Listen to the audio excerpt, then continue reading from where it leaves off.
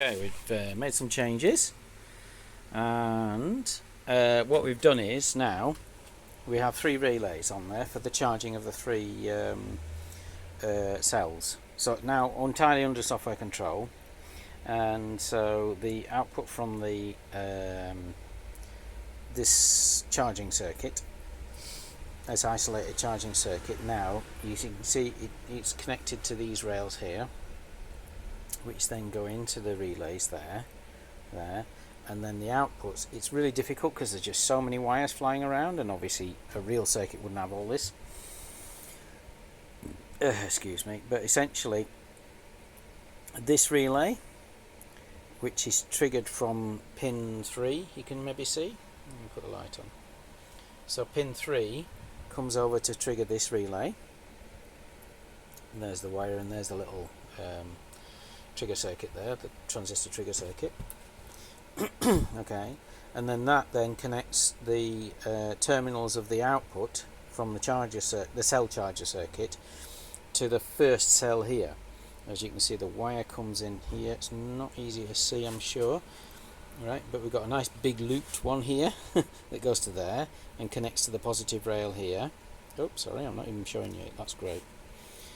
So the blue wire here connects across from that positive rail here, and then a negative rail connects to the black one, which actually goes to the negative, which is this terminal here. We've got the same for this relay and also this one. And of course the problem is that it'd be quite easy for them all to switch on, and then we've got basically a short circuit across the entire battery. So I've actually altered the software to hopefully mitigate that, so that whenever it makes any changes, it turns off all the relays and then turns on the one that we want. So they're all turned off, and so we don't have two on at once, which is obviously a problem. If you were making this into a controller, you would actually make the electronics work like that. Yeah, not quite sure how. I would guess you'd probably use a 3-pole relay, so that the third pole could then be something that turns off the other ones, or something like that. I don't know, I'm not sure about that.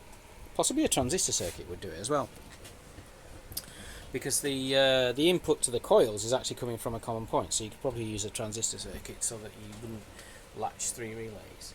That wouldn't account for like contact burn or something like that. But I can show you it operating. So what I've done here, you can see here. So this is the soft. Oh, let me turn the light off. This is software. Now I've adapted. Oh, blooming heck! Sorry about that. Come on, I was in the wrong window. Yeah. So obviously here you go. That's the one that turns them all off. I'm manually doing the turn-ons. This one turns them all off and then turns on the first run.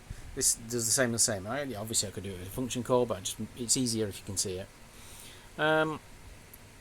Right, and then we've only got this one here, which is actually controlled just for the test. Obviously we can adapt the software. So what I'm going to do is I'll turn it off, and then you should see the voltage drop. Yes, you do, slightly. Except for it went up. Why has it gone up? Oh, is it because it's not on? It's not on, that's why. So if I turn it on, and you see it now, right, there you go. So it went 385 from 379, right? And then I'll turn that one off, and it should drop down. And then the next one, so we're watching here, it's currently on 392. So I'm going to press number 2 key, and if I turn it on, you should see it rise. No, I'm not seeing it rise now. Why? That's interesting. Oh, there you go, it did. I'll do it again. 9.304. It's oscillating between the two values because it's quite high. Oh, I know what's going on. Oh, it's silly me. No, it's me that's got the problem. What I need to do is turn it up. Oh, no, I don't. No, we're going on 3.9. Yeah. Let's just put it on 4.0 because it's turning it back off again. That's why we're not seeing a change. So now I can turn it on. Okay, and you should see it. Okay, turn it off. 9255, yeah, as you can see, and then I'll turn it on. 9304. Has it turned it off again? Yeah, it's actually quite charged already, I believe. I did it before and it did show. Yeah, it's not really showing it though, is it? No. So maybe I've got a connection issue there. I don't know. So now we're talking about this one here, number 3. and you can see there you go, it's gone up 392. I'll drop it off again. Yeah, so you can see the charging working there. I'm not quite sure why this one isn't working. Let me try that again. Number 2 cell. Yeah, I don't think it is. I think I've probably got a connection issue there. So I'm going to make it so that it does work. Yeah, because it's not changing. Oh, well, you see, it's not really, is it? No, so I think there's a problem there. I can hear the relay clicking. You possibly can hear it through the phone, but it looks to me like possibly it's not connecting properly. Yeah. You see, this is the one. So that connects to this. So we've got a black wire here, which is connecting to this point here, which is connecting to this battery, which is this cell here. Right, this is the negative of the middle cell. Yeah, and then we've got a blue one here, right, which is coming out, which is connecting to this one, which connects through to this. So that's across that cell. So it should work. Yeah, it's possible it's just there's a problem with the board itself. Let me try again. So that's gone up to 304, and then I'll turn it off. 255. Yeah, 304.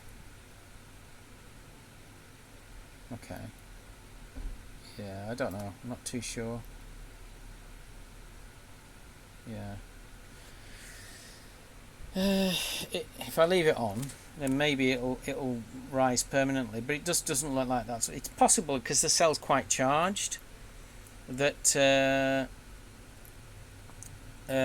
it's because the cell is charged that it's not making much of a difference. The way I can tell, oh yeah, because I've actually got it connected here, haven't I?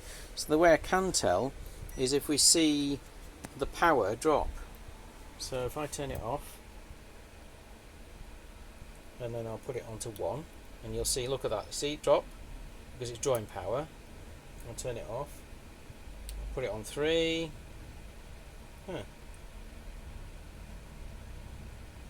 Well, that's interesting. The power didn't drop.